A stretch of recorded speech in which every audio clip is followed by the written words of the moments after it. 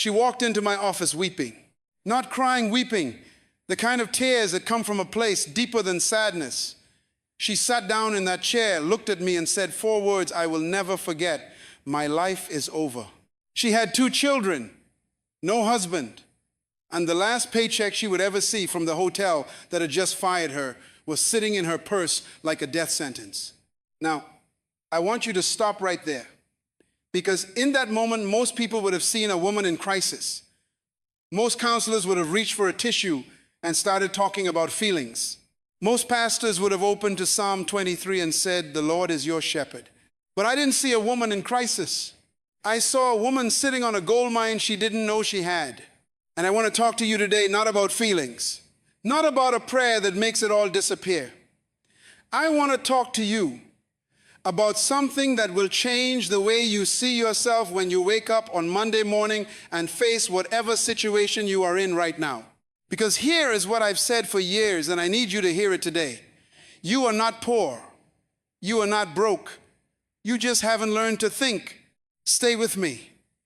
Because by the end of what I'm about to share with you, I want you to look at your own life, your own home, your own hands, your own gifts, and never again say the words, "I have nothing."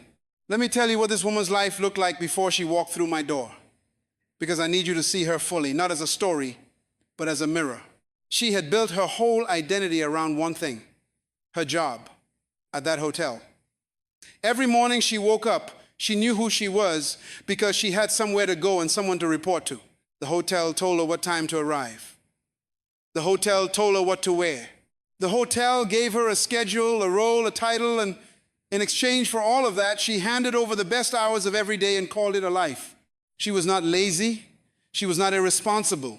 She showed up. She worked hard. She was the kind of person every employer wants, reliable, consistent, present. But she had made a catastrophic mistake that millions of people make every single day of their lives. She had confused her employment with her identity. She had confused her paycheck with her purpose. And the moment the hotel said, "We don't need you anymore," everything collapsed. Not just her income, her sense of self. Because when the thing you have built your life around disappears, and you have nothing underneath it, no knowledge of your gift, no connection to your calling, no understanding of what you were made to produce in this world, you feel exactly what she felt walking into my office. Like your life is over. Let me ask you something, and I need you to be honest with yourself right now. If your job disappeared tomorrow, if the company closed, if they let you go, if the income stopped, would you still know who you are? Would you still know what you carry? Or has your identity become so entangled with your employment that without it, you cannot even explain your own value? Nearly 8 out of 10 people are spending their most productive hours doing something they are not called to do and wondering why they feel hollow at the end of every week. That woman in my office was one of them. She had been one of them for years long before the hotel fired her. She had been disconnected from her own purpose for so long that she didn't even know a purpose existed. All she knew was the job. All she trusted was the paycheck. All she saw when she looked at her future was more of the same until the same was taken away. Now here is what I did not do.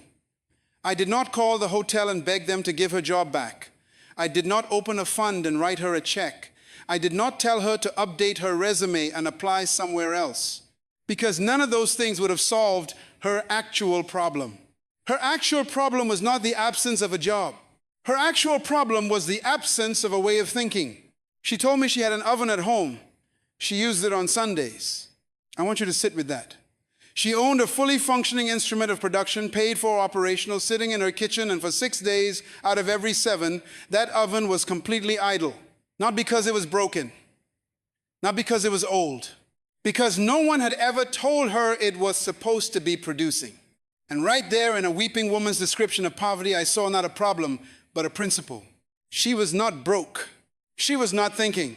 And before I show you how this story ends, I need to teach you the 3 principles that changed her life.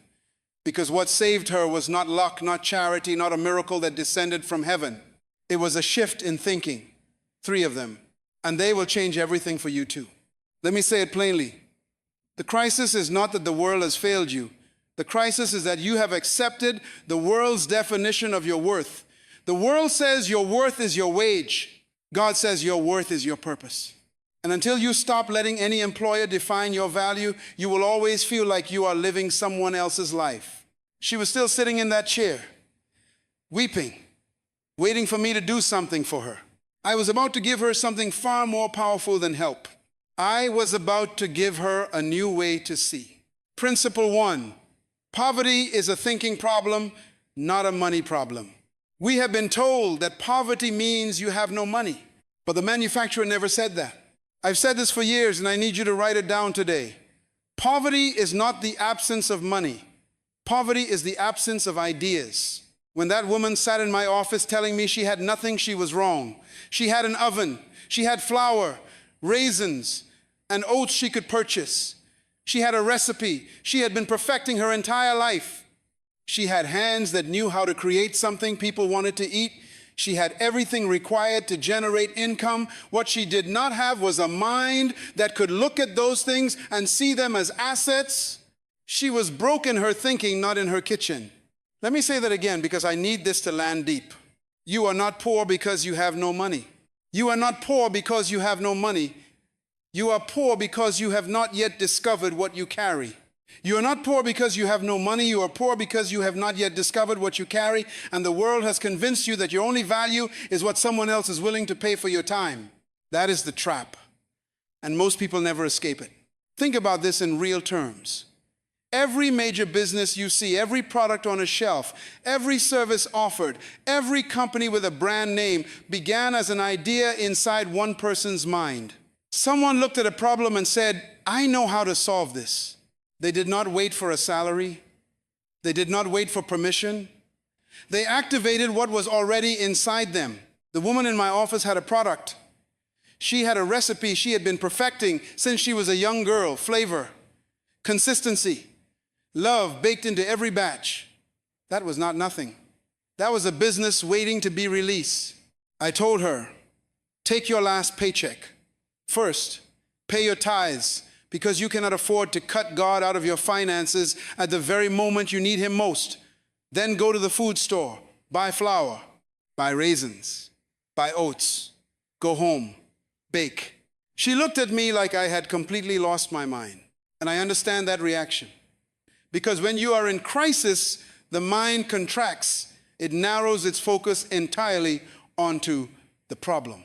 And when your mind is locked on the problem, it becomes physically incapable of seeing the solution sitting 3 feet away in its own kitchen. This is why poverty is a thinking problem first. You do not solve it by handing people money. You solve it by giving them a new way to see what they already have. Let me talk to you directly for a second. What is sitting in your house right now that you have been treating as ordinary when God designed it to be extraordinary? What skill have you been using only on weekends, or only for free, or only when someone asked nicely when that very thing was meant to be your primary instrument of provision? An oven used only on Sundays is a business running at 14% capacity. What are you running at 14%? Principle 2. Your gift was given to you for others, not just for you. We have been told that a gift is something personal, something you enjoy, something you do for yourself. But the manufacturer never said that. Here is something I discovered decades ago, and it reorganized everything I understood about human purpose. A gift is not given to you for you. A gift is given to you for the people who need what only you can produce. This is one of the most misunderstood truths in the kingdom of God. People think their gifts are for their own enjoyment. They think baking is just something they love. They think designing or teaching or organizing or building is just a personal preference, a hobby, a personality trait, something they do when they have the time. No, your gift is a solution. It is God's answer to someone else's problem placed inside your hands. That woman did not know she was carrying a solution. She thought she was just someone who could bake. But in the community surrounding that hotel, the very hotel that had rejected her, there were hundreds of people who needed what she could produce. They walked past her home every day, unaware that the answer to what they were craving was sitting cold and unused in her kitchen. Hear what I told her next. I said, take those cookies you are going to bake, put them in little plastic bags, and go back to the hotel where they fired you. Give free cookies to the manager who let you go. Give free cookies to the workers. Give them to the administrators. Give them to everybody. She said, but this is my last check. I said, I know. Give them anyway. Generosity activates gift. I have seen this principle operate in every culture on earth. When you release what you carry, when you stop holding your gift hostage, waiting for someone to guarantee your return before you give, the market responds in ways you cannot manufacture by strategy. The next morning she got phone calls, not because she had advertised, not because she had a business plan or a marketing budget. She got phone calls because she gave. And the gift, once released, began to find its own audience. This is kingdom economics. It does not operate by the world's logic. The world says, protect what you have, hold it close, negotiate before you release. Make sure there is something in it for you before you give anything away. God says, release it first, let it serve, let it multiply, and I will return to you more than you gave away. Within 1 month, she was baking 50 dozen cookies, not because she outworked everyone around her, because she aligned herself with a principle that has been operating since the foundation of the earth. Your gift will make room for you. Proverbs 18:16. When you put your gift in service of others, provision follows not as a reward, but as the natural consequence of operating in your true purpose.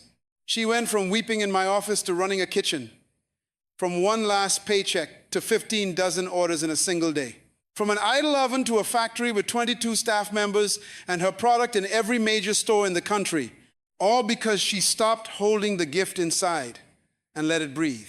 Here is what I find extraordinary. According to research published in the Harvard Business Review, the majority of people who built successful enterprises did not begin by chasing income. They started because they found a problem they could not stop thinking about solving. Harvard Business Review, research on entrepreneurial motivation. The income was the byproduct of purpose, not the purpose itself. She did not start a cookie business because she wanted to be rich. She started because someone finally told her that what she carried was worth releasing. That is all most people need. Someone to tell them the truth about what they are already holding. Principle 3. The wealth you are looking for is already in your house. We have been told that wealth is something you go out and acquire, something external, something that lives in banks, portfolios, and corporate structures, something you reach toward from the outside. But the manufacturer never said that. I've spent 40 years studying this. And I need you to receive this with everything in you. The wealth you have been searching for is not somewhere out there. It is already inside the walls of your own life. When I asked that woman about her oven, I was not talking about cookware. The oven was a metaphor for every unused capacity she possessed. Every skill developed but never fully deployed. Every tool owned but not activated. Every gift God had placed inside her that was sitting dormant 6 days out of every 7, she was sitting on wealth, not potential wealth, not future wealth, present, actual, functional wealth, dressed in flour and raisins and a recipe her mother taught her. I wonder what is in your house. I am not being poetic. I am asking you to literally pause and consider, what do you own? What do you know? What can you do? What have you built or made or solved that is currently running idle? What gift are you leaving on the shelf 5 days out of 7, waiting for someone else to give you permission to use it? The world trained you to look outward for provision, get a job, find an employer, apply for a loan. The entire economic philosophy of our age is built on one assumption, that provision lives somewhere outside of you, and your role is to go and beg for access to it. Kingdom economics says something radically different. Kingdom economics says, look inward. Look at what the manufacturer placed inside you before you were formed. Look at what you do effortlessly that others struggle to do at all. Look at what you love doing at 11 o'clock at night when no one is paying you and no one is watching. That thing, that undeniable, unconditional, uncontrollable gift that is your wealth. She never looked for money. She got an idea, and the idea produced the money. I've said this for years. Don't look for money. Look for a problem you were designed to solve. The money will find you. And here's the sequence I need you to understand, because this is the kingdom formula she followed, whether she knew it or not. She identified the gift. She released it in service of others. And she watched the provision follow. That sequence is not accidental. It is not lucky. It is a law as reliable and consistent as gravity. Every single time you identify a real gift, release it genuinely in service of others, and refuse to hold it back out of fear, provision follows. The manufacturer designed it that way from the beginning. She came back to my office eventually. She gave me an envelope, 10,000 US dollars. And before she left, she sat across from me, dressed well now, carrying herself with the ease of someone who finally knows who they are. And she said, "The best thing that ever happened to me was being fired." Write this down. Sometimes God removes what you are leaning on so you will discover what you are standing on. She was leaning on the hotel. When it was removed, she discovered she had been standing on a gift that had been fully operational her entire life. She just hadn't opened the door. Now let me close the loop I planted at the beginning. I told you to stay with me. I told you that by the end, you would understand what I saw when she walked through my door weeping. Here is what I saw. I did not see a desperate woman. I saw a manufacturer's product temporarily disconnected from its purpose. I saw a human being designed from birth to create, to produce, to serve, who had handed that power over to an employer and was watching helplessly as the employer handed it back. The hotel's rejection did not damage her. The hotel's rejection revealed her. Because the moment the external permission was removed, the only thing left was what God had put inside her. And what God places inside a person, a true gift, a real calling, a genuine kingdom assignment, does not shrink when circumstances become difficult. It waits quietly, faithfully, patiently. It waits for the moment you stop looking outward and start looking inward. That moment, for her, was the conversation in my office. And this is the shift I want to produce in you right now. She walked in saying, "My life is over." She left with an idea. 1 month later, 50 dozen cookies. 1 year later, 22 employees and a factory. Today, a multimillionaire. Her product on shelves across the entire country. CEO, faithful tither. All from one oven that was used on Sundays. Now I need to ask you the real question. Not the polite question. The question that will either set you free today or make you uncomfortable for the rest of the week. What is sitting idle in your house right now? What gift have you been running at 14% capacity because you're waiting for an employer to give you permission to use it fully? What recipe, what idea, what design, what solution have you locked inside your kitchen, only releasing it occasionally, only sharing it with people who already love you, only activating it when someone else decides your time is worth something? The woman was sitting on wealth the whole time. The wealth did not arrive when the orders came. It was already in her kitchen the day she walked into my office weeping. The only thing that changed was the way she was able to see it. And here is what breaks my heart. This is not a remarkable story. It is not rare. It is the story of millions of people I have encountered across every continent. Educated people, people who love God and go to church and pray faithfully, who are nonetheless sitting on gifts they have never deployed, carrying wealth they have never released, living beneath the ceiling of their own purpose because no one ever told them to open the door of the oven. The oven was there. The gift was there. The purpose was there. What was missing was a way of thinking that could see it. This is the shift from what can someone give me to what was I designed to give the world. From how do I survive to how do I deploy. From my life is over to the best thing that ever happened to me was losing the thing I was hiding behind. Monday morning is coming. You will wake up and face your life, your circumstances, your limitations, your fears, your situation. I am asking you not to go back to that life as a survivor. Go back as a manufacturer. Go back knowing that you carry something the world around you needs. Go back looking not for what someone will offer you, but for what problem you were placed on this earth to solve. Let me add one more thing before we move to action. because I know what some of you are thinking. You are thinking, that's a nice story, but I don't have a skill people will pay for. I don't have an oven. I don't have a gift like that. I want to confront that thought directly because it is the most dangerous lie in this entire conversation. Every human being born on this earth arrived with a gift.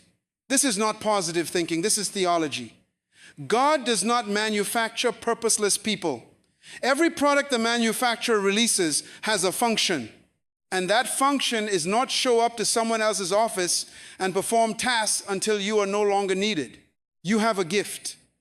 You may have buried it. You may have forgotten it. Life may have convinced you it was worth nothing, but it is there. And the moment you begin searching for it with even half the urgency you currently use to look for better employment, you will find it. I guarantee it. She thought she was just someone who could bake. She became a multi-millionaire. What do you think you just do? I don't want you to leave this conversation inspired and unchanged. Inspiration without action is just entertainment. And you did not come here to be entertained. So I'm going to give you 3 kingdom habits, not self-help tips, not motivational exercises, 3 specific time-bound practices rooted in everything we have talked about today. Kingdom habit 1, the inventory of unused gifts. Connected to principle 1, poverty is a thinking problem. This week, not next week, this week, take 5 minutes every morning before you look at your phone, before you check your email, before you start reacting to the demands of other people's agendas, and ask yourself one question. What is in my house that I am not using? Write down your answer. Every morning, 5 days in a row. By Friday, you will have a list of gifts, skills, tools, and ideas you have been sitting on, and you will begin to see them not as personal hobbies or vague interests, but as assets, as potential kingdom instruments. The woman had an oven. You have something. Find it, name it, write it down. Kingdom habit 2, the free release, connected to principle 2. Your gift is for others, not just for you. Within the next 7 days, identify one person who needs what you carry, and give it to them.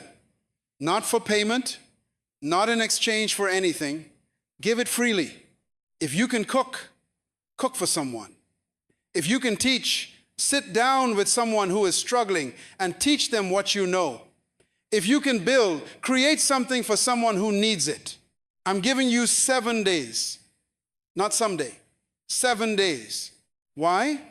Because generosity is the activation mechanism of your gift. The woman gave the cookies first, and then the orders came. Release your gift before you receive the return. This is not charity. This is kingdom sequencing, and it works every single time, without exception. Kingdom habit 3, the problem. First question. Connected to principle 3, the wealth is already in your house. Every morning this week, after your gift inventory, ask a second question. What problem around me was I designed to solve? Not how do I make more money? That is the wrong question, and it will keep you running in circles for the rest of your life. The right question is, where is the need, and do I carry the answer? Sit with that question for 2 minutes. That is all I am asking. But 2 minutes of purposeful, focused attention on your kingdom assignment every morning, sustained over weeks and months, will produce a clarity about your calling that years of goal-setting seminars never gave you. The woman sat with her oven for a moment, and then she saw it. You have your version of that oven. Sit with it. Look at it differently. And then open the door. Let me come back to her. One last time. She walked into my office saying, "My life is over." She was weeping. 2 children, no husband, 1 last paycheck. That is where we began. Here is where the story ends. She walked back into my office, dressed like the CEO she had become. Her cookies were in every major store in the country. 22 employees, a factory, a multi-millionaire. And she looked me in the eye and said, "The best thing that ever happened to me was being fired." The best thing, being fired, not because pain is the goal, but because sometimes it takes the removal of the wrong thing to reveal the right thing. The hotel gave her a salary. God gave her a purpose. And the day those two could no longer coexist, The day the salary was removed and only the purpose remained, that was the day she finally became who she was always meant to be. I want to leave you with this. Not as motivation, as truth. You were not made for a job. You were not made for a job, you were made for a purpose. You were not made for a job, you were made for a purpose. That the right work, the right business, the right kingdom assignment was always supposed to serve. The wealth is in your house. It has always been in your house. And you will not find it by staring at a paycheck. You will find it in your kitchen, in your hands, in the gift that has been quietly, faithfully waiting for the moment you finally decided to open the door. Father, I pray for every person who heard this word today. That fear would lose its grip, that gifts would be released, that the ovens would be lit, that purpose would rise in them like a fire that cannot be contained.